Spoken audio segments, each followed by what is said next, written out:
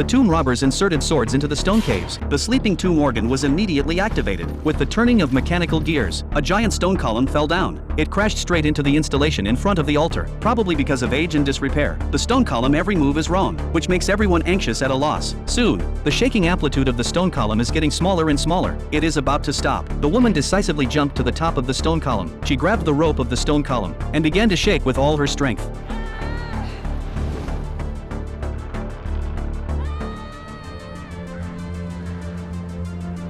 With her help, the pillar finally managed to pierce the water tank. In an instant, a large amount of unknown liquid gushed out, and then the entire installation suddenly burst into a dazzling light, lighting up the entire underground palace. And before the crowd could react, the strong light was concentrated into a beam toward the central altar, and finally toward the dome.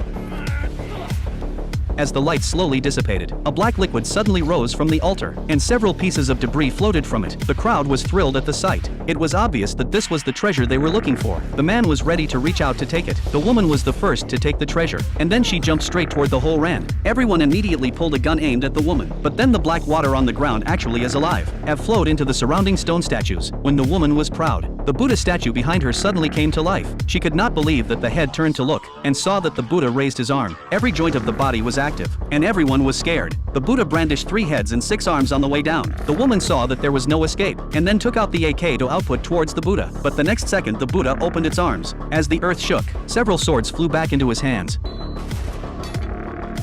And then the Buddha turned its neck, suddenly changed into a more ferocious face, and then it raised the sword to strike the woman.